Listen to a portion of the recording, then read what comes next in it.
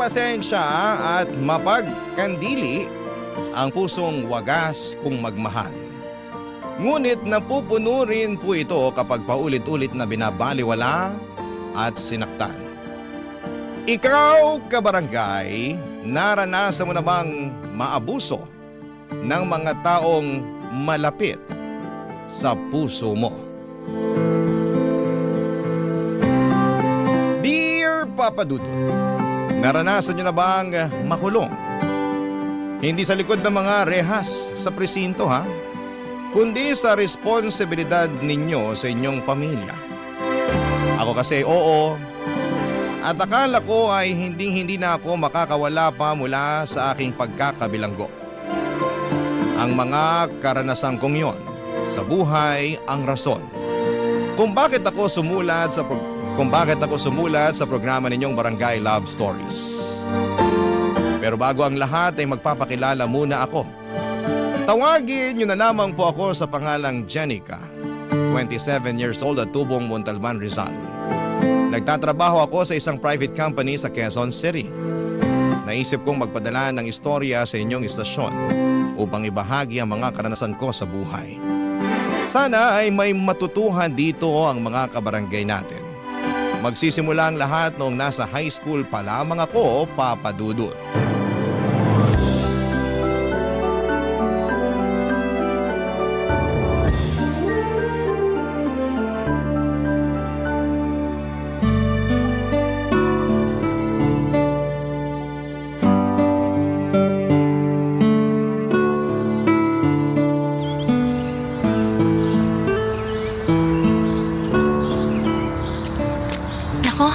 Sana magustuhan ni nanay itong mga binili kong pastillas mula sa baon ko. Alam ko kasi na paborito niya to eh. Iba-iba pa yung kulay ng pambalot. Nakakatuwa namang tingnan. Ayun, nandito na ako sa bahay. Andito na po ako! Oh, bakit ngayon ka lang? Kanina pa kita hinihintay Ano po kasi, dumaan pa po ako sa tindahan ni Aling Sonia kasi nakita ko kaninang umaga na may tinda sila ng mga paborito niyong pastillas. Ito, kaya binilhan ko po kayo, Nay. Alam ko pong paborito niyo yan eh. Salamat. Pero akala mo ba madadaan mo ako sa pagbili niyan? Ano po? Anong ano po? May kasalanan ka pa sa akin, Jenica. Ayan oh. Tignan mo. Ano, pamilyar ba sa'yo itong mga papel na to? Opo, mga test paper. Na tinago mo sa ilalim ng kama mo. Akala mo yata hindi ko makikita, no? Malas mo kasi naglinis ako ng kwarto mo kanina. Kaya nakita ko itong mga test paper na to. Bago lang to Kamakailan lang. Sinadya mo ba tong itago sa akin kasi ang bababa ng mga score mo? Ano po kasi? Pasensya na po kayo, Nay. Anong pasensya? Paano ko mapagpapasensyahan tong mga to? Sabihin mo paano? Teka, kuhanin na ng card nyo ngayon, di ba? Opo. Patingin ako. Patingin ako ng card mo, Jenica. Wag na wag mong itatago sa akin yan katulad ng pagtatago mo nitong mga test paper na to, ha? Akin na, dali! Sandali lang po. Kukunin ko lang po sa bag, Nay. Namumuro ka na talagang bata ka? Asa na? Ito na po. Ito na po. Ay, Diyos mio. Sinasabi ko na nga ba ang bababa ng mga grado mo? Pasensya na po talaga kayo, Nay. Pero wala naman po akong bagsak. Kahit na, pasang-awa lang naman to mga grado mo. Paano hindi magiging ganito kababa mababa rin ang mga score mo sa test? Bobo ka ba? Ang sabi ko, bobo ka ba? Kasi mga bobo lang naman na nakakakuha ng mga ganitong grado. Pati na rin ang ganitong score sa test. Sobra naman po yata kayo, Nay. Sobra na kung sobra, pero may karapatan naman akong sabihin yon dahil sumobra na rin ang kabobohan mo. Bakit hindi mo tularan ng Kuya Jason mo? Sakto lang din naman po yung mga grade ni Kuya.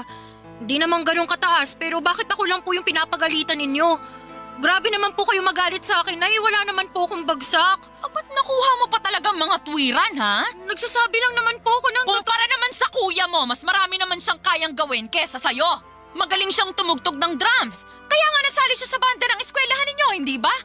Mahusay din mag-basketball. May itsura kaya laging laman ng mga pageant. Magaling makisama, magiliw kaya maraming natutuwa sa kanya. Ay naku, ang anak kong yun, napaka-perpekto. Eh ikaw, Sa pag-aaral ka na nga lang babawi, pumalpak ka pa? Saan ka nalang pupulutin yan pagtanda mo, Jenica? Baka walang kumpanya ang gustuhin kunin ka dahil napakahina ng utak mo. Walang-wala ka talaga sa kalingkingan ng kuya mo. Papa Dudut, hindi yun ang unang beses na kinumpara ako ni Nanay Irma kay Kuya Jason, pero paulit-ulit pa rin akong nasasaktan. At walang pinagkaiba ang sandaling yon. Akala ko'y manhid na ako pero naapektuhan pa rin ako ng bigat ng mga salita niya laban sa akin. Sa mata ng nanay namin, ang kuya ko na ang pinaka-perpekto. Kulang na lang ay gawin niya itong santo at sambahin. Samantala ang turing naman niya sa akin ay kabaligtaran ng mga magagandang bagay na sinabi niya sa kapatid ko. Hindi talaga patas ang tingin sa amin ang aming nanay simula pagkabata pa lamang. Ang tatay ko lamang ang kakampi ko noon pero iniwan niya ako nung naghiwalay sila ni nanay. Mas naramdaman ko tuloy na nawala na ako ng puwang sa pamilya namin dahil wala na ang nag-iisang may paborito sa akin. Fast forward. Sa kabila ng unfair treatment ni nanay sa akin ay nagsika pa rin po ako sa buhay para makapagtapos ng pag-aaral at makapagtrabaho. Pero doon pa lang pala magsisimula ang mas mabigat kong mga problema, Papa Dudut.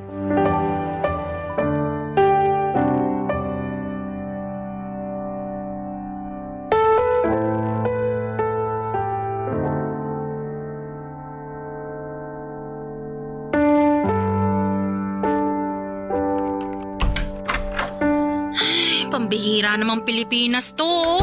Ang lala na talaga ng traffic. Mas nakakapagod pa bumiyahe araw-araw kaysa sa aktwal na trabaho sa opisina eh.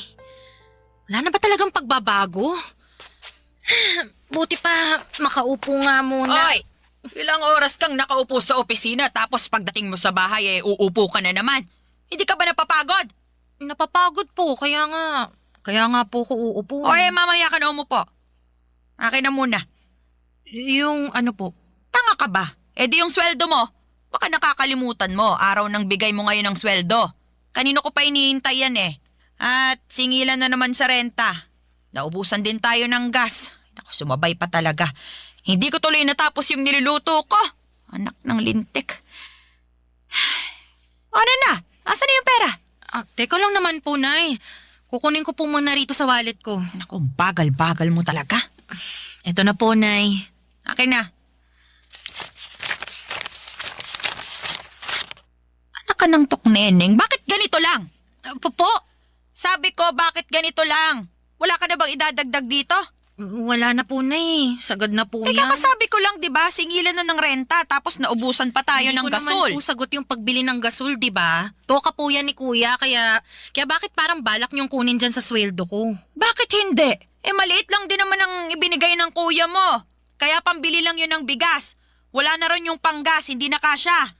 Di naman po yata tama na sa akin kayo maghahanap ng extra na pera. Dapat po kay Kuya. Bingi ka ba talaga o ano? Maliit nga lang ang nabigay ng kuya mo. At tingin ko wala na siyang malalabas pa kaya sa'yo ko na lang sana kukunin yung pambili natin ng gas. Wala na nga rin po kung malalabas, Nay. Anong wala? Dapat meron! Ha? Ano pong sinasabi niyo? Hoy, Jenica, alam naman natin na mas mataas ng kaunti ang sinesweldo mo kaysa sa kuya mo. Dapat may extra na pera ka, lalo na sa mga ganitong panahon. Yung nagkukulang ng ambag ang kuya mo. Inay, hindi naman po itong unang beses na nagkulang ng ambag si Kuya sa bahay natin eh. At saka sa lahat ng yun, palagi akong sumasagot. Akong nag-a-adjust.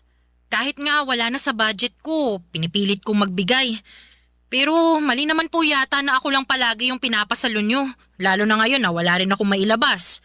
Di rin po katwiran na mas mataas yung sweldo ko kaysa kay Kuya. Magkano lang naman yun, Nay? Teka, nanunumbat ka ba? Hindi po. Wala pong panunumbat doon. Anong wala? Iyon ang tinutumbok mo eh. Ang dami mong sinasabi eh. Responsibilidad mo naman talagang mag-ambag sa pamilya natin. Pero responsibilidad din po ni Kuya yun. Kaya bakit ako lang yung pinupukpok nyo, Nay? Pag si Kuya, sakto lang ang inaambag o kaya kulang, wala naman kayo masyadong sinasabi. Pero pag ako, sangkatutak na sermon yung abot ko sa inyo. Aba, intindihin mo, may ibang pinagkakagastusan ng kuya mo. Nabanggit na niya sa akin na may gala sila ng girlfriend niya para raw sa anniversary nila. Magbi-beach daw. Syempre mapapagastos siya, kaya ikaw na muna ang magbigay. Pagbigyan mo na ang kuya mo, wala ka namang pinagkakagastusan eh. Tsaka, hoy, Janica, paalala ko lang, huwag ka muna magpapamilya ha. Ha? Po, paano naman po napunta dyan ng usapan, Nay? Gusto ko lang paalalahanan ka.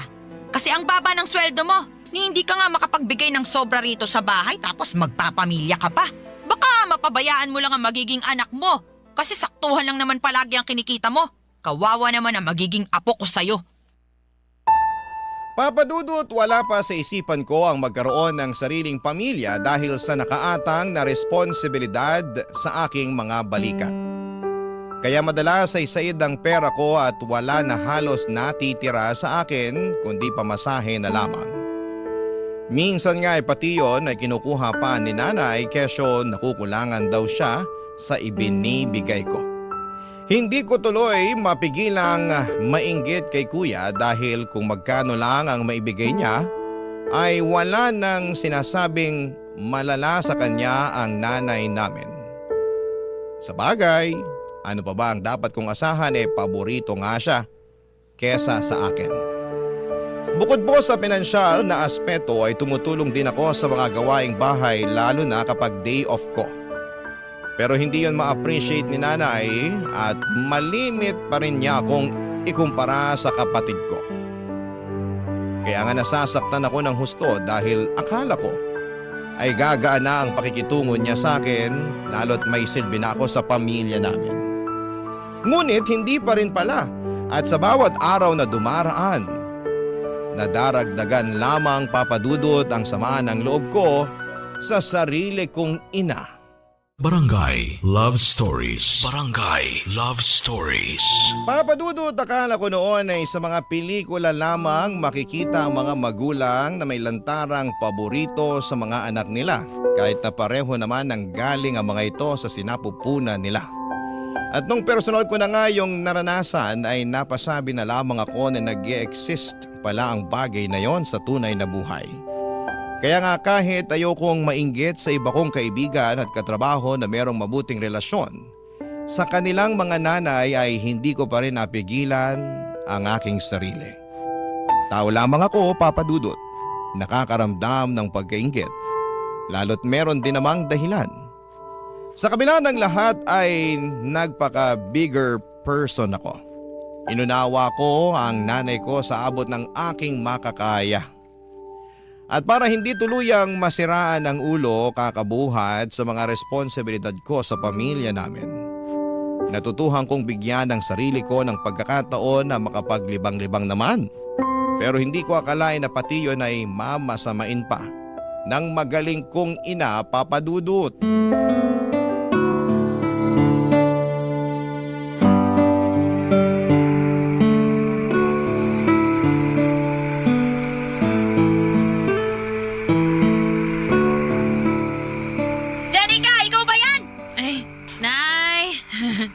Hello, nandito na po ako. Bakit ngayon ka lang? Sira na ba ang orasan mo at hindi mo na namalayan kung ano oras na? 12:00 na ng madaling araw ah! Alam ko naman po yun kasi di naman po sira yung orasan ko. Tingnan nyo, bagong bili pa tong relo ko. Tingin niya ako niyan. Aray ko naman po, dahan-dahan lang, Nay. Ka talaga ng tatay mong siraulo. Bago nga tong relo mo at mukhang mamahalin pa. Kailan mo to binili ha? Sabihin mo, at magkano ang bili mo rito? Nung nakaraang araw lang. Kalma lang kayo, Nay. Mura lang naman po yan. Magkano nga? Di, 5,000. 5,000? Para sa relo? Tapos, natuto ka ng uminom ng alak? Kaya ba ngayon ka lang dumating kasi uminom ka pa, ha? Sagutin mo ako, Janica! Opo, Nay. Nagkaayaan kasi yung mga katrabaho ko na nagumimik. Sumama na po ako kasi wala naman pong pasok bukas. At magkano ang nagastos mo, ha? Po. Magkano ang nagastos mo dyan sa gimmick-gimmick nyo na yan? Maliit lang naman po. Mga 2,500. 2,500? Aba, ano maliit dyan? Marami ka nang mabibili dyan kung binigay mo na lang sana sa akin. Pati yung pinambili mo ng lintik na relo na yan. Jenny, 5,000 rin yun. naman. Palagi na lang po ba sa inyo, sa bahay o sa pamilya natin mapupuntang sweldo ko? Paano naman po ako? Paano naman ang sarili ko eh? Ako nga po yung nagpakahirap sa pagtatrabaho. Tapos... Tapos ano? Ayan ka na naman eh. Hirap sa'yo, akala mo kung sino ka malaki ang sweldo kung makapanumbat. Hindi po ako nanunumbat. Nagsasabi lang po ako ng totoo. Walang totoo sa mga sinasabi mo. Puro ka lang pagmamataas. Eh bakit si kuya? Ano si kuya mo? Pag si kuya ang bumibili ng mga bagong gamit niya, kahit na mamahalin at kahit na magkulang ang inaambag niya rito sa bahay, eh ayos lang sa inyo. Suportado niyo pa nga eh. Narinig ko, sinabi niyo pa sa kanya na nailibre naman niya ang sarili niya dahil nagpapakahirap siyang magtrabaho para sa pamilya natin. Eh ako rin naman po Nagtatrabaho rin naman po ko, Nay. Nag-aambag din ako dito. Tumutulong ako sa mga gawaing bahay pero bakit parang wala akong karapatan na bilhan ng sarili ko gamit ang pera na pinaghirapan ko? At bakit naman nasali rito ang kuya mo? Labas naman siya sa usapan. Yan ang hirap sa inyo na eh. Pagdating kay kuya, nagmamalinis kayo. Ano ba pinagsasasabi mo? Ang pinag-uusapan natin dito, yung pagbili mo ng kung ano-ano, samantalang malaki ang pangangailangan natin dito sa bahay. At yung pag-inom mo ng alak, kababae mong tao lasinggera ka. Tapos ano, kasama mo mga katrabaho mo ka mo? Ilan ang lalaki sa mga yon ha? Sagutin mo. Bakit niyo po ba gustong malaman? Sagutin mo sabi, ilan ang kasama niyong lalaki? Ilan kayo lahat? 8 po. 3 kami mga babae at... Napakalandi mo talaga! ano pong sinabi niyo, Nay? Saan naman po galing yan? Ano hindi ko sasabihing malandi ka? Sino bang matinong babae ang sumasama sa mga lalaki para makipag-inuman? Wala naman po kaming ginagawang masama eh. Uminom lang, nagkasiyahan. Kahit na! Nung panahon namin, magkahawak lang ang mga babae at lalaki, pinapakasal na agad ng mga magulang. Ganoon kami kakonserbatibo nung araw. Pero ngayon, napakawalang yanin ng mga kabataan. Jenica, ayusin mo lang talaga ha? Baka isang araw umuwi ka na lang dito sa bahay na umiiyak at sasabihin ginahasa ka ng mga kainuman mong lalaki. Kapag nangyari yun, Jenica, naku! Baka palayasin pa kita sa pamamahay natin. Papadudot, pakiramdam ko ay wala na akong karapatang magsaya dahil lamang sa hindi pareho ang nararamdaman namin ng pamilya ko. Lalo na ng nanay ko.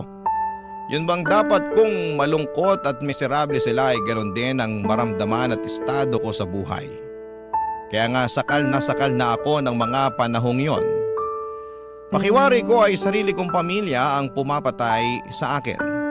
At pag hindi ako gumagawa ng paraan upang kumawala sa kanila, ay baka tuluyan na akong masiraan ng ulo. Kaya nga para hindi mangyari yon habang meron pang natitirang kaunting pagkatino sa isipan ko at pag-asa sa puso ko, ay nag-decide akong planuhin ang pagsasalba sa aking sarili. Hindi madali para sa akin ang bagay na yon dahil nga mahal na mahal ko ang pamilya ko. Kahit na hindi kami pareho ng nararamdaman sa isa't isa. Pero ginawa ko pa rin at bilang unang hakbang ay kinausap ko nga si Kuya Jason Papadudut.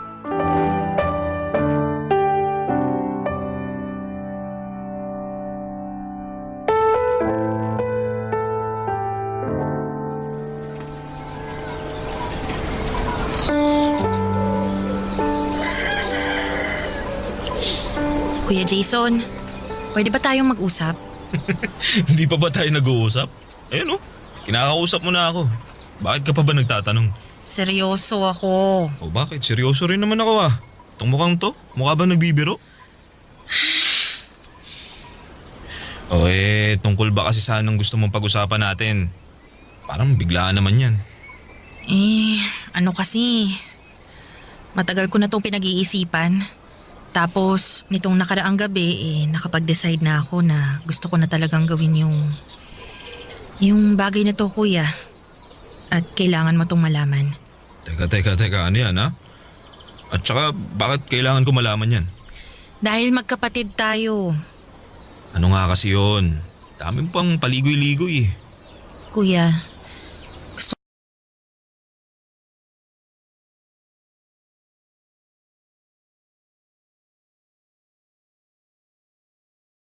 ako nang umalis sa bahay natin para bumukod.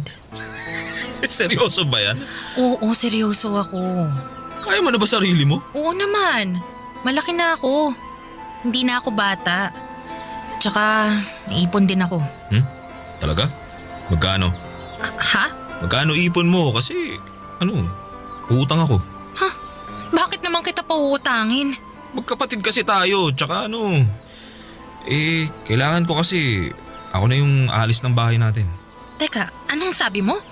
Magpapakasal na kami ng girlfriend ko at gusto na naming bumukod ng bahay kaso kinulang yung pang-down namin dun sa rerentahan naming apartment eh. Sakto, nabanggit mo may ipon ka kaya ayun. Utangin mo muna ako. Huwag ka na umalis sa bahay natin kasi walang kasama si nanay pag umalis ako. Kawawa naman yun. Bakit ka pa aalis? Dito na lang kayo tumira ng girlfriend mo sa bahay. Ako na lang ang aalis, kuya. Hindi pwede kasi ayaw ng girlfriend ko na makisama sa biyenan niya kaya gusto niya bumukod kami. Saka gano'n naman pag mag-aasawa, di ba? Dapat naman talaga nakabukod. Wala ka pa namang asawa kaya ikaw ang wag umalis. Maawa ka naman sa nanay natin pag iniwan mo siya mag-isa. Gusto mong maawa ko kay nanay. Sa akin ba? Naaawa ka? Ha? Kuya, alam mong hindi mabuti ang pakikitungo sa akin ng nanay natin. Naririnig mo at nakikita mo kung paano niya ako tratuhin, di ba? Kulang na nga lang, isuka niya ako sa pamamahay natin eh. Kulang na lang palayasin niya ako. Di lang niya magawa kasi nakakapag-ambag ako ng pera. Sa ating dalawa kuya, ikaw ang mas paborito niya. Kaya bakit ako yung kailangan maiwan dito sa bahay para samahan at alagaan siya? Hindi lang naman ako ang anak niya. Hindi ka rin naman talaga marunong umintindi, no? Mag-aasawa na nga ako at ayaw na mapapangasawa ko na makisama kay nanay. Baka araw-araw mag-away lang sila eh. Maging sakit ko pa sa ulo.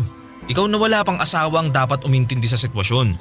Saka anong kinalaman ng trato ni nanay sa'yo at pagiging paborito niya sa ating dalawa? Hindi ko naman kontrolado isip nun. Alam mo, kung gusto mong umalis, di umalis ka. Iwan mo si nanay. Pabayaan mo siya. Wala kang konsensya. Wala kang pagmamahal sa magulang mo. Ako pa talagang walang konsensya at pagmamahal sa magulang natin ha? Bakit? Sino pa ba? Alam nga naman ako.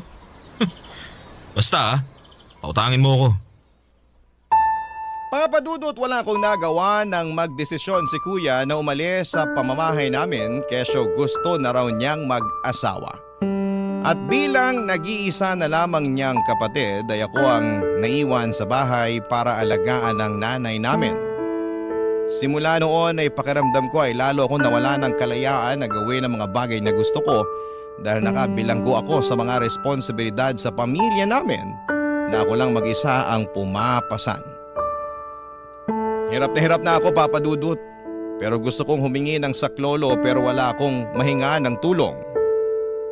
Noong kami na lamang dalawa ni nanay sa bahay ay lalo kong naramdaman ang pag-ayaw niya sa akin. Pero kahit na ganon ay hindi ko pa rin siya magawang iwanan kagaya ng ginawa ni kuya. Matanda na kasi noon si nanay at madalas na ring magkasakit. Hindi ko maatim na pabayaan na lamang ang nanay namin dahil mahal ko siya. Barangay Love Stories. Barangay Love Stories. Papadudo tulad ng sinabi ko ay mahal ko pa rin si nanay kahit na halata namang hindi niya ako mahal. Inaasikaso at inaalagaan ko pa rin siya sa abot ng aking makakaya. At kahit na si Kuya Jason ang paborito niya ay hindi na ako nagdamdam masyado. Sa halip ay hinayaan ko na lamang siya sa gusto niya dahil alam ko na hindi ko na mababago ang isip niya. Ginawa ko na lamang ang papel ko sa buhay niya bilang isang anak. Nagtrabaho ako ng mabuti at nagbigay ng sweldo sa nanay ko. Tumutulong sa bahay namin pag day off kahit na paulit-ulit niyang sinasabi na hindi niya kailangan ang tulong ko. Sa kabilang banda ay ramdam ko na kailangan talaga ako ni nanay. Lalo pa noong biglaan siyang na-stroke, papadudot.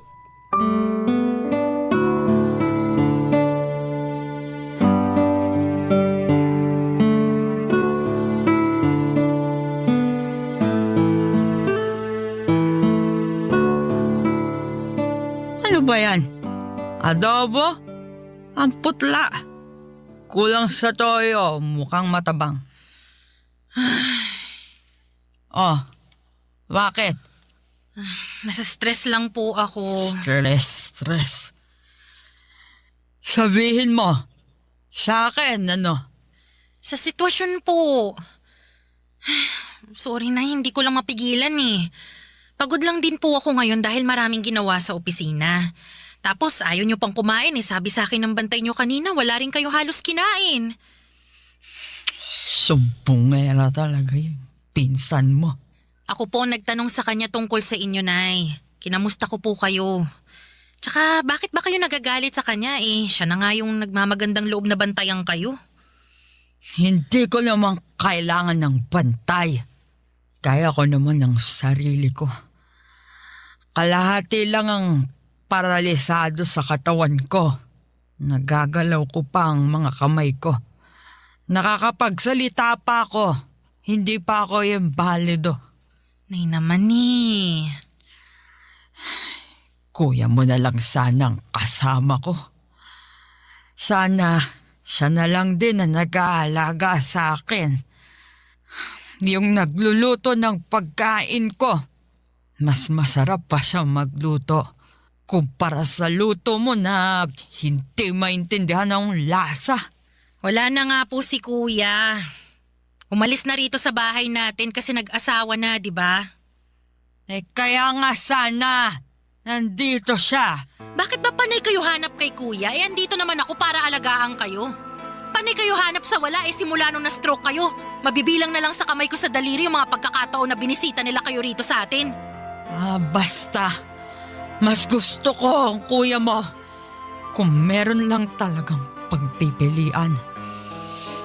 Hindi ikaw ang gusto kong mag-alaga At sa tingin ninyo, gusto ko na ako mag-alaga sa inyo? Anong sabi mo? Nay, sumusobra na po kayo eh. Kung makapagsalita kayo, parang wala na akong ginawang mabuti sa pamilya natin, no? Lagi niyong pinamumukha sa akin na wala akong silbi, na kulang ang mga effort ko, na palagi na lang si Kuya ang magaling at nakakalamang. Lagi niyo na lang akong kinukumpara sa kanya. Anak niyo rin naman ako, di ba? Bakit, Nay? Bakit kayo ganyan sa akin? Bakit pagdating kay Kuya ang bait-bait niyo? Tapos sa akin hindi? Sabihin niyo, Nay, bakit ba? Mas mahal ko ang kuya mo kesa sa'yo. Ano magagawa ko? Tsaka kahit anak kita, kahit nang galing ka sa sinapupunan ko, hindi kita ginusto. Ano po? Ayoko nang magkanak pa kami ng tatay mo. Dahil ilang beses na ako nakunan pagkatapos ng kuya mo. Pero mapilit ang tatay mo. Makulit. Kahit ayoko na, sige pa rin. Nung nalaman kong buntis ako sa'yo, pinagsamantalahan ako ng tatay mo. Pinilit niya akong buhayin ka dahil gusto pa raw niya ng isang anak. Kaya kahit ayoko, kahit natatakot na akong mabuntis at manganak, wala akong nagawa kundi sundin siya. Mas takot ako sa galit ng tatay mo at sa pwede niyang gawin. Paano kung patayin niya ako? Yung bata-bata pa ng kuya mo. Kaya po ba wala kayong kaamor-amor sa akin dahil sa kasalanan sa inyo ni tatay? Oo. Tapos nakuha pa niyang mambabae. Iniwan niya kayo sa akin. Ikaw! Iniwan ka niya para buhayin ko. Kapal ang mukha niya. Kaya hindi mo ko masisisi kung bakit ganito ako makitungo sa'yo. Pag nakikita kita, naaalala ko ang mukha ng taong nanamantala sa akin. Nanloko at nangiwan. Pakiramdam ko, hindi talaga siya nawala. At nabubuhay siya sa katauhan mo. Papadudot, yun pala ang dahilan kaya hindi ako mahal ng nanay ko. Pero maling-mali naman na isumbat niya sa akin ang kasalanan sa kanya ng aking tatay. Hindi ko rin naman ginusto na mabuhay at ipanganak sa mundo Kung may pagpipilian lamang ako, kung alam ko lang na magiging miserable ang buhay ko sa mga kamay ng nanay ko ay hindi na lamang sana ako isinilang noon. Sana ay namatay na lamang ako sa sinapupunan ng nanay ko. Nagpatuloy ang hindi magandang trato sa akin ni nanay kahit na ginagawa ko naman ang lahat para alagaan siya, irespeto at unawain. Gabi-gabi ay nagdarasal ako sa Diyos. Nahawakan niya ang puso ng nanay ko para magbago ito. Pero imposible na yatang mangyari yon dahil sa kabila ng karamdaman ni nanay ay mas naging malala pa ang trato niya sa akin. Sa katunayan ay nagawa na rin niya akong saktan kapag inis na siya. Bagay na hindi ko kayang tiisin, Papa Dudut. Doon ko na naisip ang isang bagay na ni sa hinagap ay hindi ko akalaing magagawa ko sa kanya.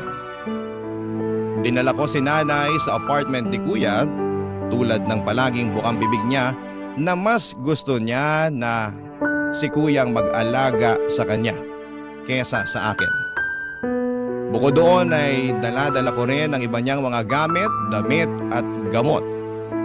Nagpatulong na lamang ako sa pinsan ko para madala siya sa nirerentahang apartment ng kapatid ko. Nagulat na gulat sa pagdating ko.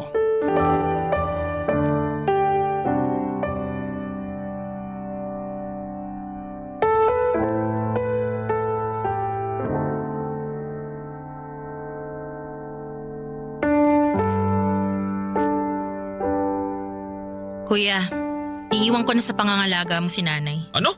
Sisiraan ka na ba ng ulo? Oo, sirang-sira na dahil kahit anong gawin ko. Kahit na nagpakabuti akong anak, maging maunawain, gawin ang lahat para makuha ang loob ni nanay, kulang pa rin. At kahit kailan, hindi ako magiging sapat sa kanya. Abot langit ang galit sa akin ni nanay, kaya galit na rin ako sa kanya. Tsaka ikaw naman ang palagi niyang hinahanap eh. Grabe. Naaaning na ako sa kakapakinig sa iyak niya na sana raw ikaw ang nag-aalaga sa kanya sa bahay, kahit na nandun naman ako. Kaya oo kuya, sirang-sira na ang ulo ko. Hindi ko na alam kung saan lulugar sa pamamahay natin at sa buhay niya, kaya ayan, tinupad ko na yung matagal niyang hiling. Dinala ko siya rito sa bahay niyo para maalagaan mo. Para namang hindi yata tama yung gusto mo mangyari, Jenica. Di mo pwedeng basta-basta iwan dito si nanay at... At bakit hindi? Nanay mo rin naman siya, di ba? Anak ka rin niya. Paboritong anak ka pa nga eh. Oo nga, pero... Basta. Iiwan ko na siya sa'yo. Aalis na ako sa bahay natin at magpapakalayo-layo. Kuya, pagod na ako. Pagod na akong makisama sa tao na hindi naman ako minahal. Na hindi naman ako tinuring na anak. Pagod na akong magsakripisyo, umunawa at makulong na parang isang bilanggo sa responsibilidad para sa pamilya natin. Samantalang ikaw nagagawa mo lang ang gusto mo. Dapat nga matuto ka ring alagaan si nanay eh. Dahil nagawa ko ng parte ko sa kanya bilang anak niya. Jenica naman! Wala akong alam sa pag-aalaga kay nanay. Problema ba yun? Di alamin mo. Ikaw nang bahala. Diskartehan mo na, total. Lagi namang sinasabi ni nanay na magaling ka. Di patunayan mo. Ipakita mo sa kanya. Kasi ako kuya, nagawa ko na yan eh. Hindi nga lang niya na-appreciate, kaya ayoko na. Suko na ako. Panahon na siguro para unahin ko naman yung sarili ko. Marami rin kasi akong gustong gawin eh. Marami akong mga lugar na gustong puntahan pero hindi ko magawa dahil nakatali ako kay nanay. Wala naman sanang kaso na alagaan ko siya kung naging maayos lang din ang pakikitungo niya sa akin eh. Pero sa araw-araw na lang na ginawa ng Diyos eh. Palala na ng palala si nanay. Nananakit na siya, kuya. Lalo na pag naiinis siya sa akin. Tingnan mo to. Oh, tingnan mo tong braso ko. Ang daming kurot at pasa mula sa mga hampas niya. Sumasobra na siya, kuya. Pagod na akong pakisamahan at tiisin yung ugali niya. Kahit nanay pa natin siya, ayoko na. Kaya kuya, ikaw nang bahala sa kanya. At saan ka naman pupunta? Sa malayo. Sa lugar na hindi ninyo alam para hindi nyo na ako mahahanap.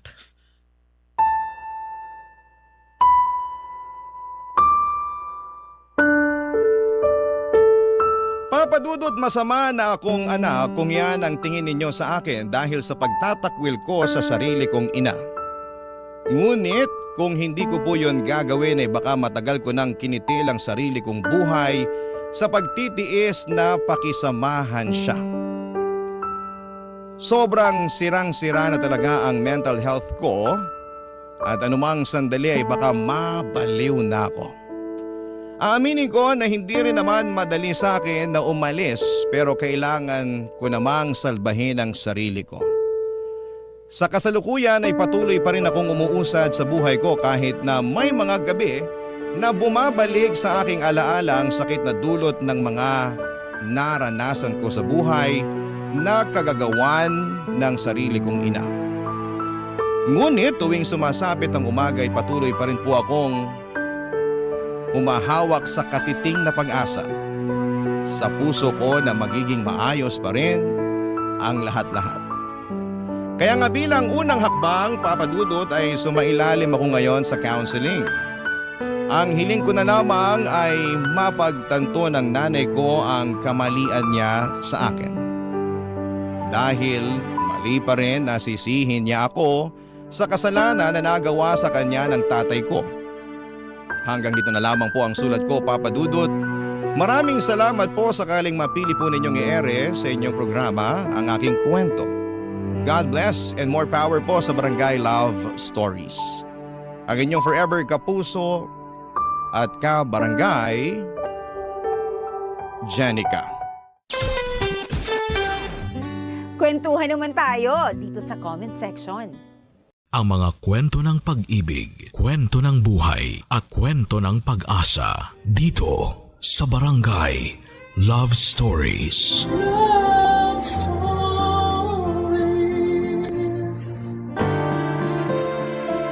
Ang pagmamahal ay hindi palaging may kapalit. Dahil mas mahalaga na minamahal mo ng buo at totoo ang isang tao. Kahit ikaw na lang ang lumalaban. Ikaw, kabarangay, kaya mo bang ipagpatuloy ang pagmamahal kahit na ikaw na lang ang naniniwala? Dear Papa Dudut, sa buhay natin ay palaging may isang taong nagbibigay ng kulay at direksyon sa atin. Yung taong ginagawa nating dahilan para maging matatag tayo at magpatuloy na maging malakas. At masasabi ko na walang ibang pwedeng makapagbigay kulay sa buhay ko kung hindi ang nag-iisang anak kong si Marlon. Papa Dudut, tawagin niyo na lamang po ako sa pangalang Selly. 51 years old at nagtatrabaho bilang mananahe sa isang pabrika. Maaga kong nabiyuda dahil namatay sa stroke ang asawa ko. Kaya naman mula noon ay mag-isa ko nang tinataguyod ang anak kong si Marlon.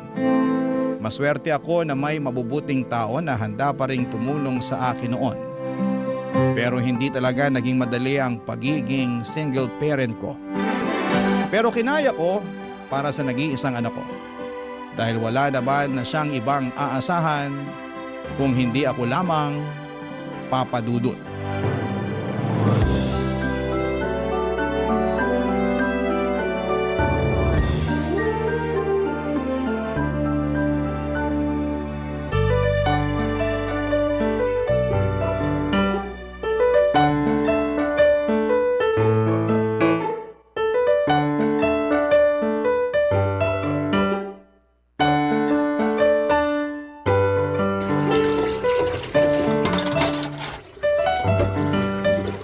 Tulungan ko na po kayo sa pagliligpit nyo dyan sa lababo. Ay, kaya ko na to, Marlon. Asikasuhin mo na lang yung mga natirang bisita mo sa sala. Nakaalis na rin po sila, tsaka nakapaglinis na rin po ako ng mga kalat nung kanina. Ah, ganun ba? Eh, magpahinga ka na muna at hayaan mo na lang akong tapusin ang pagliligpit ko dito. Ma, alam ko po na mas pagod kayo kaysa sa akin. Kaya ako na lang po, hayaan nyo na akong tumulong sa pagliligpit nyo dito. Eh, sige na nga. punasan mo na lang yung mga bagong banlaw na mga baso at pinggan nang matuyo agad ang mga yan. Ayan lang sa may sabitan ng malinis na pamunas. Sige po, Ma. Ma, thank you po pala sa paghahanda nyo para sa pagtatapos ko ng high school. Wala kang dapat na ipagpasalamat sa akin. Kasi alam mo namang matagal ko na ring plinano to. Ilan buwan pa lang bago ang graduation mo, tinanong na kita kung anong mga pagkain ang gusto mong lutuin ko para sa espesyal na araw na to. Opo, at ang sabi ko po sa inyo noon, ayos lang sa akin kahit hindi na tayo maghanda para hindi na kayo mapagod sa pagluluto. At hindi ako pumayag kasi espesyal na araw to para sa ating dalawa. Yung araw na nakapagtapos ka ng high school at natupad mo ang isa sa mga pangarap ko para sa'yo. Ang totoo, Ma, nahiya nga po ako sa inyo eh. Ha? Eh bakit naman? Kasi po wala naman po akong kahit na anong award na may regalo sa inyo. Sino namang may sabi na kailangan mong magka-award para may mairegalo ka sa akin? Narinig ko lang po yun sa mga kaklase ko na honor students na ang regalo daw po nila sa mga magulang nila yung academic awards na natanggap nila sa graduation namin. Eh akin na nga muna yung pamunas at gagamitin ko muna sa mga kamay ko. Sige po, Ma, ito. Alam mo, anak, malaki ang regalo na binigay mo sa akin sa araw na to. Ang regalo na nakapagtapos ka ng pag-aaral mo. Kahit po wala akong natanggap na kahit na anong award kanina. Oo naman. Ay, pahawak nga ako nitong mga kamay mo. Anak, hindi mo kailangan na magkaroon ng kahit na anong award o kahit matataas na grade para mapasaya ako. Mas importante sa akin na alam ko kung paano mo pinagsumikapan ang lahat para matapos mong pag-aaral mo. Salamat po, Ma. Kasi na-appreciate nyo rin po yung effort na ginawa ko para makatapos ng high school. Ay ako ang dapat na magpasalamat sa iyo, Marlon. Salamat kasi sinuklian mo ang lahat ng ginawa kong pagtatrabaho para sa pag-aaral mo. Salamat sa high school diploma na regalo mo sa akin. Basta, Ma, pagbubutihan ko pa po lalo ang pag-aaral. Lalo na sa kolehiyo. Pangako po, Ma. Ako naman po ang babawi sa inyo. Papadudot noong nabubuhay ang asawa ko ay simple lang ang buhay namin. Nagtatrabaho siya sa munisipyo at ako naman ay nagdesisyon na maging housewife. Sa asawa ko talagang si Manuel nanggaling ang ideya na yon. Dahil may trabaho din ako noon sa isang hardware shop. Pero nang maging masela ng pagbubuntis ko ay pinahinto niya na muna ako sa pagtatrabaho. Pero ang gusto ko sana noon, bumalik kapag nakapanganak na ako. Pero sumang-ayon na rin ako sa suggestion ni Manuel na maging full-time na may bahay niya. Gusto niya rin na matutukan ko ang pag-aalaga hindi lang sa kanya, kung hindi pati na rin sa anak naming si Marlon. Naging mabuting asawa at tatay ang asawa ko, Papa Dudut. Hindi man kalakihan ang sweldo niya pero nagagawa naming pagkasyahin yon sa lahat ng gastusin dito sa bahay. Pareho kasi kaming hindi maluho ng asawa ko, Papa Dudut. Kaya naman ang gastos namin ay para lang sa mga importanteng bagay o kaya ay sa mga espesyal na okasyon. Simple lang ang buhay namin pero masasabi kong masaya at kontento talaga kaming pamilya. Kaya naman nang mawala si Manuel ay ginawa ko pa rin ang lahat para hindi maramdaman ni Marlon ang malaking pagkukulang sa buhay namin, Papa Dudut.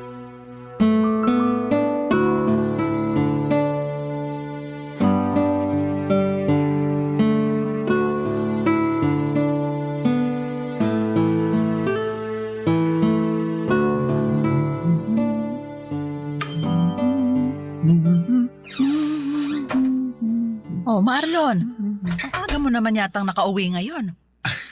Opo, Ma. Hindi po kasi pumasok yung professor sa last subject kaya yun. Cancelled yung klase namin. Ah, sakto ang uwi mo. Kasi katatapos ko lang din halos mag-bake. Uy! Nag-bake po pala kayo ng paborito kong banana cake. Ayos!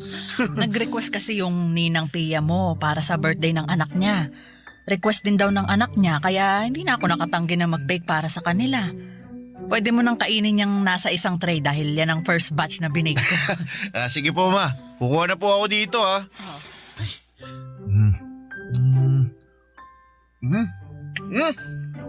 Grabe naman po, ma. Napakasarap talaga nitong banana cake na gawa nyo. Ayos. Anak, para namang ngayon mo lang natikman ng banana cake na binibake ko.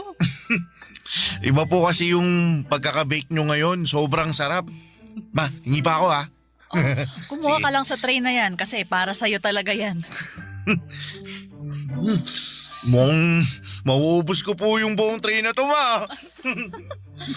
Kahit ubusin mo pa yan, meron pang extra na tray ng banana cake para sa'yo. Buti na lang at napaaga yung uwi ko ngayon. Masusulit ko yung napakasarap na binake nyo, ma. Alam mo, kanina ko pa napapansin ha, parang napakasaya mo ngayon ha. May gusto ka bang ikwento sa akin, Marlon? Halata po ba, ma? Hindi lang halata. Kung hindi halatang halata talaga. Ano bang nangyari at ganyan kakasaya? Wala naman po kakaibang nangyari kanina sa university. Pero may gusto po pala akong itanong sa inyo. Ano yon, Marlon? Paano po kayo niligawan ni Papa noon?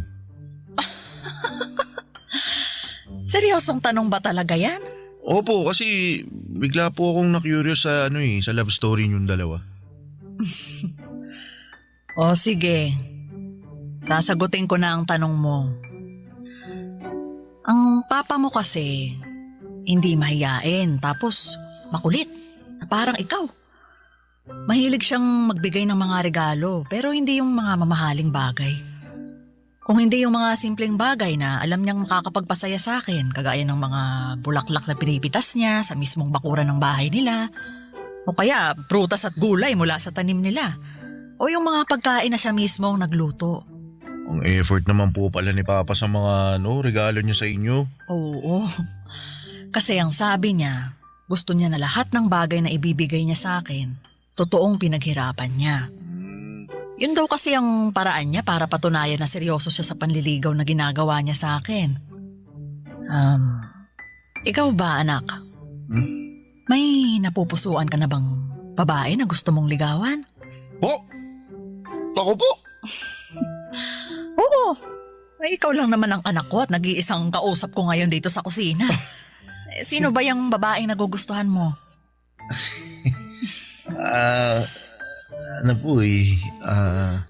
Kaklase mo ba yan? Hindi po, pero estudyante rin po siya sa university na malapit sa amin. Giselle po yung pangalan niya, ma. Ganda siya. Mabait. May cute na dimple sa magkabilang pisngi niya. Tapos kapag ngumingiti po siya, mas lalo po siyang nagiging cute sa paningin ko. Tsaka mabait po talaga siya. Sigurado ako, magugustuhan niyo po siya, ma.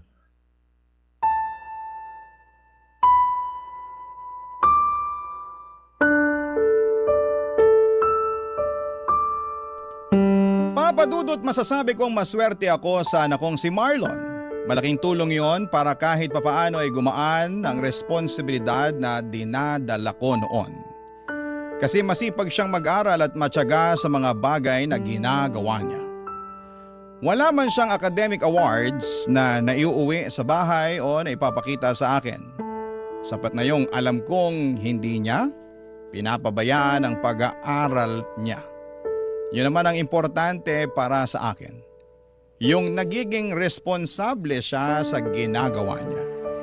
Bukod sa pag-aaral ay mahilig din siyang mag-basketball. Yun na halos ang pinakalibangan niya noon. May mga oras pa nga na dinadala niya sa bahay ang mga kaibigan niya at tuwang-tuwa ang mga ito kapag nagluluto ako ng pagkain, lalo na kapag nag-bake ako ng banana cake. Hobby ko na rin kasi ang pagbe-bake noon kapag may libreng oras ako. At ang banana cake na binibake ko ang pinaka-paborito ni Marlon. Sinabi pa nga ng mga kaibigan niya na dapat daw ay nagbe-business ako ng pagbebenta ng banana cake. Pero hobby ko lang talaga yon, Papa Dudut, kaya hindi yon pumapasok sa isipan ko. Barangay Love Stories. Barangay Love Stories.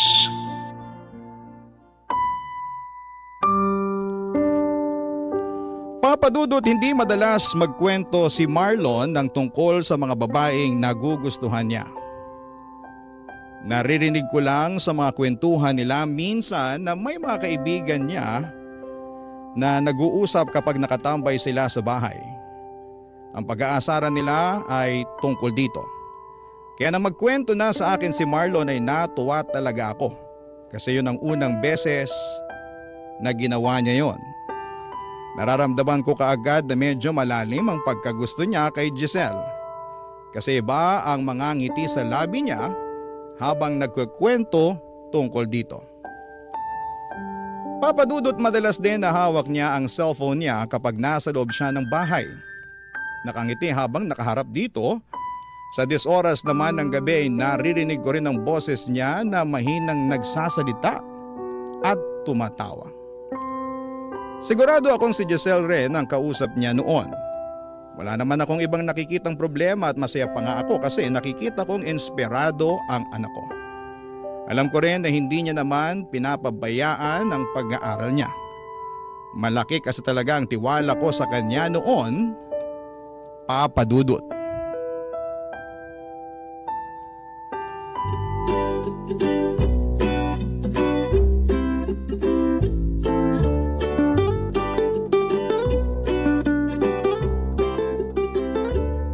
Anong masasabi mo sa sinigang na hipon na luto ni Mama? Masarap, Marlon. Pinilig ka sa sarap, di ba? Parang ganun na nga. Sabi ko naman sa'yo masarap magluto yung mama ko. Mamaya matitikman mo yung napakasarap na banana cake na palagi niyang binibig. Nirequest ko talaga yun para sa'yo. Naku, kapag natikman mo yun, makakalimutan mo talaga yung pangalan mo. Totoo ba yan, ha? Marlon, Oh. baka naman masyado nang mag-expect si Giselle na masarap ang binibake ko na banana cake, ha? Bakit? Masarap naman po talaga, Ma. Ang dami na nga pong gustong umorder at maging reseller ng binibake nyo Kayo na lang po talaga yung tumatanggi sa kanila. Alam mo naman na hobby ko lang ang pagbibake na ginagawa ko, Marlon. Pareho po kayo ng mommy ko, tita. Mahilig din po siyang mag-bake. Talaga? Ano yung madalas na binibake ng mami mo? Chocolate brownies and muffins po, tita. Pero hobby lang din po niya ang mag-bake kasi ayaw niya rin po na gawing business yun eh. Alam mo, sa totoo lang kasi, magastos din gawing business ang pagbibake. Malaki-laking puhunan ang kailangan namin kung gusto talaga naming simulan yun. Marami ring oras ang makakain sa bawat araw namin. Nabanggit din po yan ni mommy, tita. Pareho naman daw silang may maayos na trabaho ni daddy kaya hindi niya pinupush na gawing business. Tsaka ayaw niya rin daw po na bawasan pa ang budget na para sa bahay o sa pag-aaral ko. Kaya nga sabi ko kay mommy sa oras na makatapos ako ng pag-aaral at magkaroon ng regular na trabaho, ako mismo ang magpapatayo ng bakery para sa kanya. Nakakatuwa ka naman, Giselle. Bakit yun naman po nasabihan, tita? Kasi bumubuo ka na kaagad ng mga pangarap para sa magulang mo. Sa panahon kasi ngayon hindi lahat ng kabataan ganyan mag-isip. Pero ayos lang naman sa akin kasi alam ko na iba na talaga ang kinasanayan ng mga tao ngayon. Magkakaiba nga po ang paniniwala ng mga tao pagdating sa bagay na yan. Basta para sa akin po, obligasyon pa rin naming mga anak na suklian lahat ng naging sakripisyo ng mga magulang namin. Sana dumami pa ang mga anak na kagaya mo. Kasi hindi lahat ng magulang nagkaroon ng oras na makapag-ipon para sa sarili nila. Yung iba, binuhos ang oras at buhay nila sa mga anak nila. Pero para sa akin naman, hindi ko naman inoobliga si Marlon na tulungan ako sa oras na makatapos na siya ng pag-aaral niya. Pero sinabi ko rin naman po sa inyo na gusto ko rin makabawi sa inyo, Ma. Nakwento rin po ni Marlon sa akin yung mga pangarap niya para sa inyo, tita. Talaga? Ano naman ang nakwento ng anak ko sa'yo na tungkol doon? Yung plano niyang pagbili ng malaking bahay para sa inyo, pagpapalago ng negosyo niyo, tsaka pagkuha ng sasakyan, para kayo naman po ang maihahatid at sundo niya. Ay naku, nakakatuwa talagang marinig yan mula sa inyo ng mga kabataan. Siguro, para sa akin lang ayoko naman na itali ng mga anak ang buhay nila sa pagtulong sa mga magulang na kagaya ko. Kayo ang responsibilidad namin hanggang sa tumanda na kayo at magkaroon ng sariling mga buhay. At kahit anong mangyari, responsibilidad naming mga magulang ang sarili namin.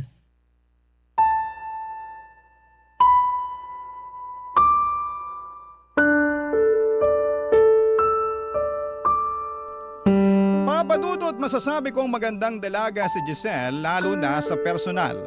Nakita ko na siya sa mga pictures sa cellphone ni Marlon. Hindi siya katangkaran, payat, maputi ang kutis at palangiti ang mga labi niya. Mabait at magalang din siyang makipag-usap sa akin noon. Naramdaman ko na nahihiya pa siya sa akin dahil panay ang gamit niya ng po sa tuwing magsasalita siya. Nakwento nga ni Marlon na bago pa man sila makarating sa bahay, ilang beses pa raw na napatigil sa paglalakad si Giselle at nagtanong tungkol sa akin.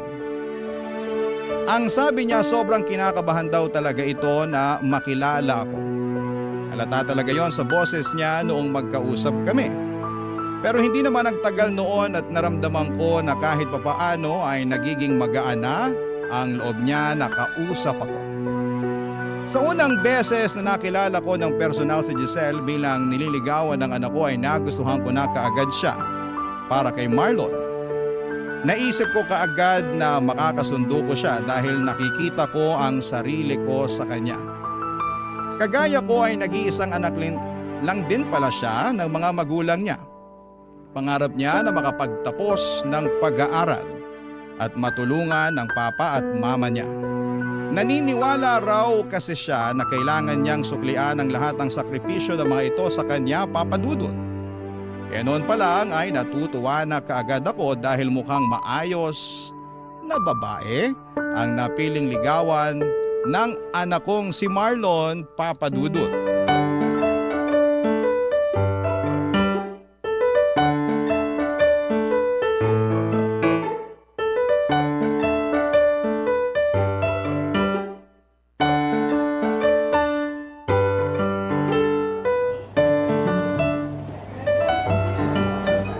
Hoy, Selly! Mabuti naman nandito ka pa sa kantin.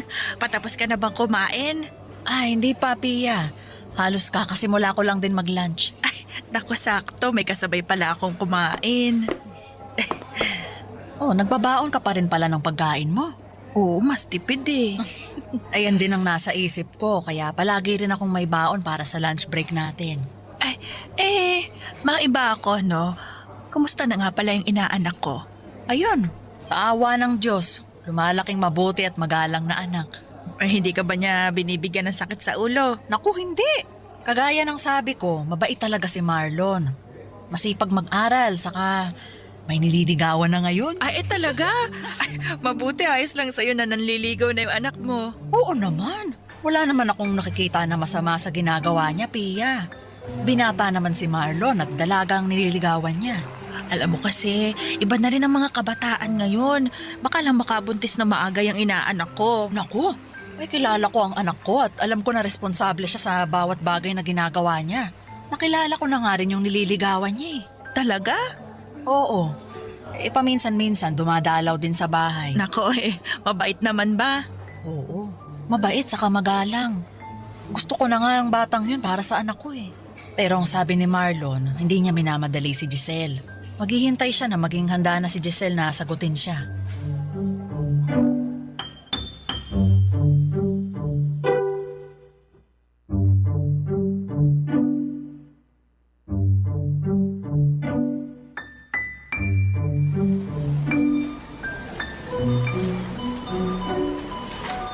Wala na ba tayong nakalimutan na isama dito sa grocery cart natin, Marlon? Mukhang wala na pong kulang, ma. Nandito na po lahat ng nasa listahan na pinakita nyo kanina. Mabuti naman. Pumwesto na tayo dun sa may pinakamaikling pila na cashier para makapagbayad na tayo. Sige, ma. Tara po.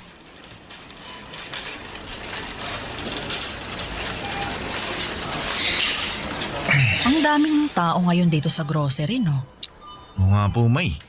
Mabuti na lang sinamahan mo ko at nagawa kong tapusin agad ang pag-grocery ko. Hindi rin naman po ako busy ngayon. Wala ba kayong lakad ni Giselle? Wala po, ma.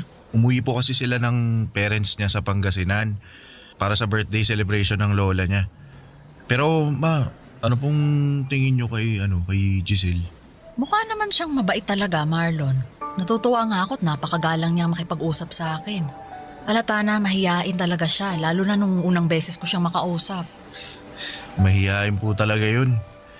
Naalala ko naman yung kaba niya nung sinabi ko na ipapakilala ko siya sa inyo. Namutla yung muka. Tsaka yung labi niya namutla rin. Eh, hindi naman ako mukhang masungit ah. Bakit siya kinakabahan na makilala ko?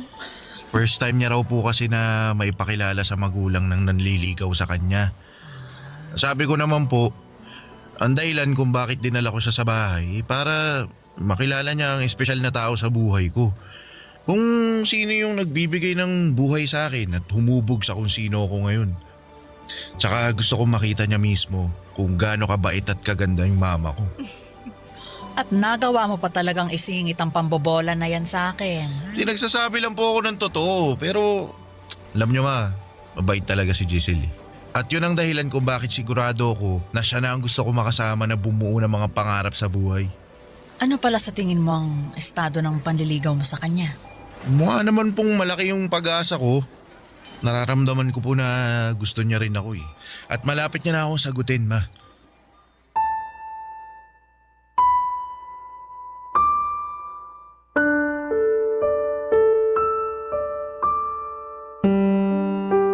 Papadudot kagaya ng sinabi ko kanina, yun ang unang pagkakataon na may naikwento sa akin si Marlon na tungkol sa babaeng nagugustuhan niya. Natuwa ako dahil mas nagiging open na siya sa akin tungkol sa personal na buhay niya. Kahit malapit kami or malapit kami sa isa't isa ay hindi naman kasi namin na pag-uusapan ang tungkol sa bagay na yon. Naisip ko pa nga na kung nabubuhay ang asawa kong si Manuel ay baka mas makapagkwento pa sa kanya si Marlon. Pero nang magsimula na nga siyang magkwento sa akin ay iba ang saya na nararamdaman ko. Para bang mas naging close pa kami, lalo na nang magkwento pa siya ng ibang mga bagay tungkol kay Giselle. Ang saya lang makinig sa mga kwento niya at makita siyang inspirado dahil po sa isang tao. Halos hindi nawawala ang ngiti sa mga labi niya, lalo na kapag hawak niya ang cellphone niya, lalo na kapag kausap niya doon si Giselle, papadudot. Barangay Love Stories. Barangay Love Stories. Papadudot masasabi ko na nagmana si Marlon sa asawa kong si Manuel pagdating sa kung papaano sila magmahal ng isang babae. Kagaya ni Manuel ay nakita ko noon na palaging gusto ni Marlon na kausap si Giselle, mapatext o tawag man. Ganon din kasi si Manuel sa akin noon, papadudot, dahil hindi pa uso ang cellphone noong panahon namin. Madalas akong tinatawagan ni Manuel sa telepono ng bahay namin at madalas din siyang dumadalaw noon sa bahay namin, lalo na noong nililigawan niya pa lamang ako. Kaya naman ayos lang sa akin sa tuwing magpapaalam si Marlon na aalis ng bahay o malilate na ang uwi dahil pupuntahan niya si Giselle sa bahay nila. At sa tuwing magkukwento si Marlon ang tungkol sa panliligaw na ginagawa niya kay Giselle, nakikita ko ang kakaibang kislap at saya sa mga mata niya. Bagay na nagbibigay din ng saya sa akin kasi ramdam ko noon kung gaano niya kamahal si Giselle, papadudot.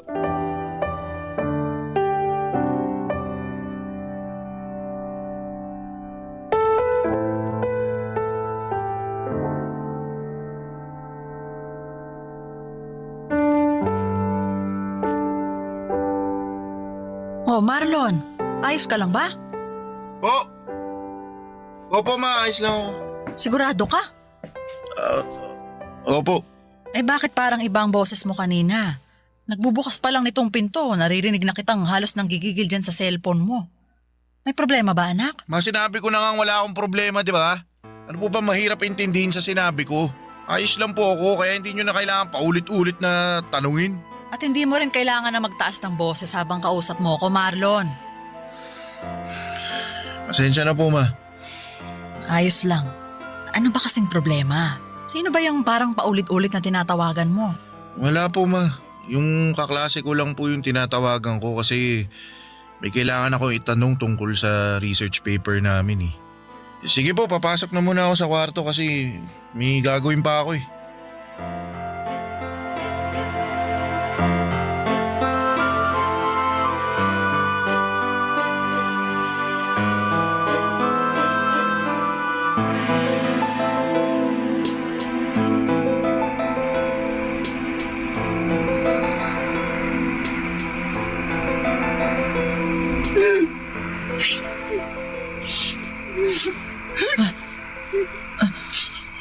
Sino ba yung umiiyak ngayon ng 10 oras ng gabi?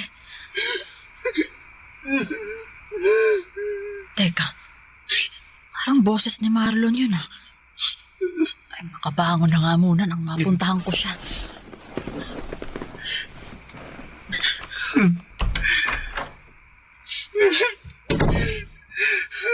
Ginawa ko naman lahat.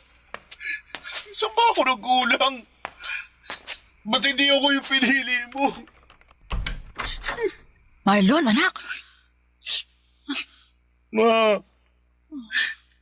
Ma, sorry po kung nagising kayo. Kailan ka pa natutong uminom ng alak? Pasensya na po. Kailangan ko lang po ng pampatulog. Anak, ano ba talagang problema? Wala po, ma. Ayos lang po ako. Huwag niyo po ako lalahanin. Hindi ka maayos. Magdadalawang linggo ka nang palaging tulala tapos ngayon, nagpapakalunod ka naman sa alak. Sabihin mo na sa akin ng totoo. Tungkol ba to kay Giselle?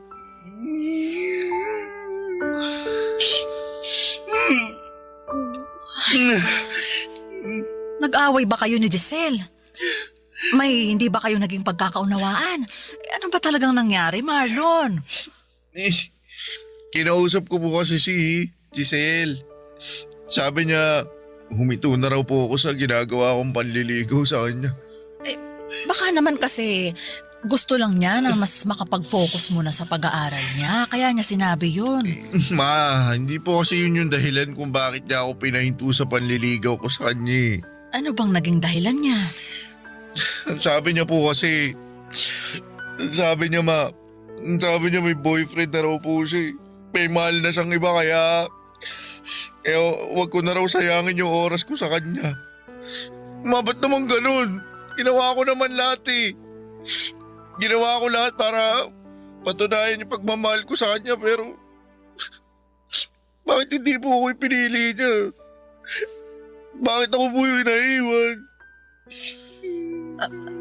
Anak, si Giselle lang ang makakasagot sa mga tanong mo, ha?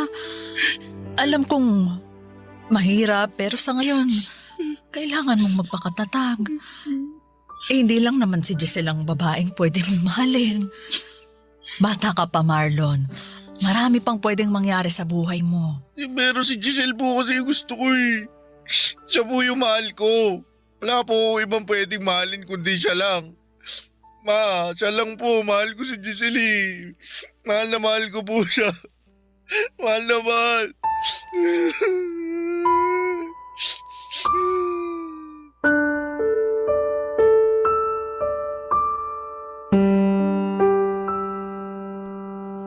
Papadudot, alam kong napakabata pa ni Marlon para maramdaman ang totoong pagmamahal para sa isang babae.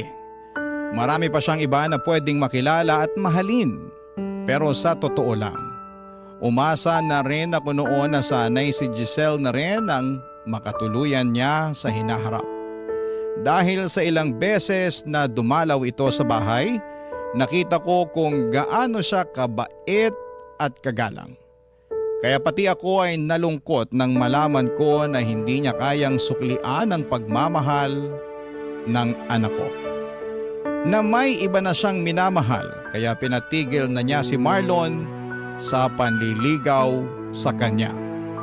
Nang mga sumunod pang araw noon ay nakita ko ang tila pagbagsak ng mundo ni Marlon. Palagi siyang walang ganang kumain, tulala sa sala kapag uuwi galing sa trabaho, at ang pinakamasakit yung naririnig ko siyang umiiyak gabi-gabi sa kwarto niya. Nadudurog talaga ang puso ko sa nakikita kong pagbagsak niya. At ginawa ko po ang lahat para maiparamdam sa kanya na lilipas din ang lahat ng sakit na nararamdaman niya. Na hindi lang kay Giselle titigil ang mundo niya, na magagawa niyang makausad kahit paunti-unti. Kaya lang ay bago pa man niya magawa yun ay tila sumuko na mismo ang katawan niya. Dahil isang umaga ay hindi na lamang siya nagising. Papa Dudut.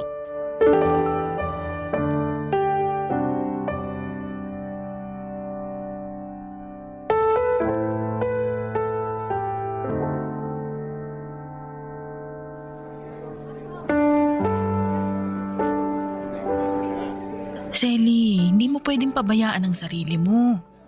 Wala na rin namang dahilan para alagaan ko pang sarili ko, Bea. Huwag mo namang sabihin yan.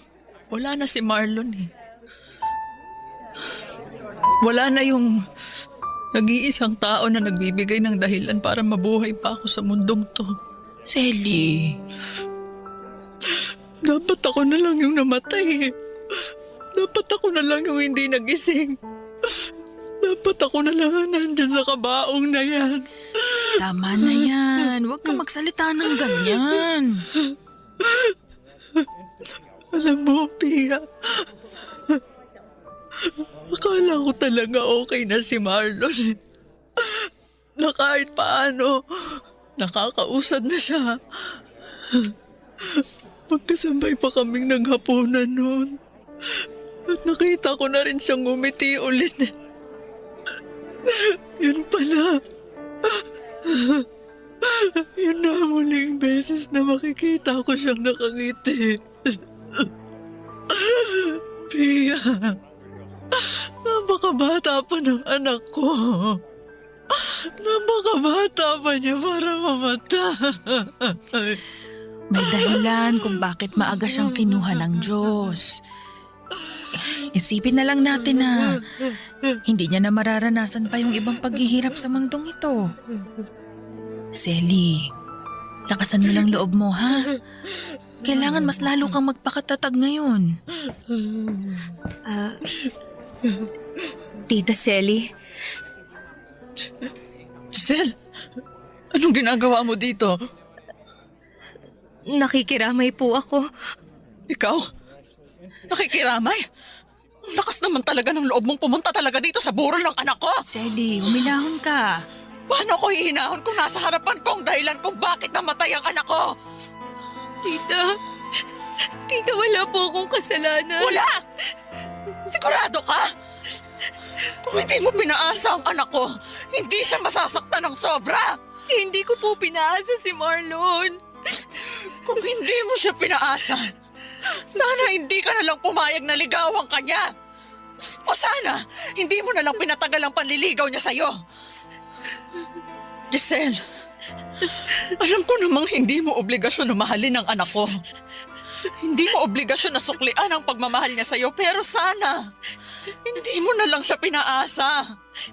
Sana hindi mo na lang sinayang ang pagmamahal niya sa'yo. Kaya umalis ka na dito! Umalis ka na! Selly! Huwag mong itulak si Umalis ka na Giselle! dito! Selly! Sandali lang po. Gusto ko lang pong makita si Marlon kahit saglit lang. Wala kang karapatang makita siya dahil ikaw ang dahilan kung bakit nandyan sa kabaong na yan! Umalis ka! Umalis ka Tita, na! sorry po. Hindi ko po gusto na mangyari sa kanya to. Hindi ko po gusto mawala si Marlon. Sorry po, Tita. At hindi na rin umubuhay ng mga sorry mo si Marlon! Selly, tama na. Huminahon ka na. Umalis ka na dito, Giselle! At ayoko nang makita yung pagbumukha mo kahit kailan! Naging mabait sa'yo si Marlon. Wala siyang ibang ginawa kung hindi ang mahalin ka. Pero sinaktan mo lang siya. At ikaw ang dahilan kung bakit siya namatay. Ikaw ang pumatay sa anak ko, Giselle. Kaya umalis ka na bago pa kita kalad ka rin palabas ng pamamahay ko. Umalis ka na!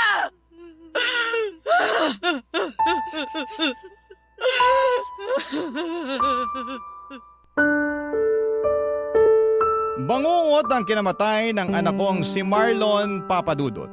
Pero pakiramdam ko ako ang habang buhay na nabubuhay noon sa isang bangungot. At kung pwede lang ay magising na ako sa bangungot na yon. Kung pwede lang na sana ay hindi na lamang totoong wala na ang nag-iisang anak ko. Hindi totoong iniwanan niya na ako. Kaya lang kahit na anong kurot o sampal pa ang gawin ko sa sarili ko, kahit na anong kirot pa ang maramdaman ko, ay hindi na mababago pa ang katotohanang wala na si Marlon. Naalala ko pa ang huling gabi na nakausap ko siya. Nagawa niya akong sabayang kumain ng hapunan, pero halos 3 subo lang ng ulam at kanin ang nagawa niya noon. Nagawa rin ngumiti ng mga labi niya kahit namumugto ang mga mata niya. Nagpasalamat din siya kasi palagi ko siyang kino-comfort. Hinahawakan niya ang kamay ko at muling ngumiti sa akin. Akala ko Papadudot ay okay na siya noon. Ang buong akala ko ay magiging maayos na siya. Umasa ako na kahit papaano ay babalik na siya sa dating sigla kahit paunti-unti. Na matututunan na niyang makausad kahit mabagal. Pero hindi pala.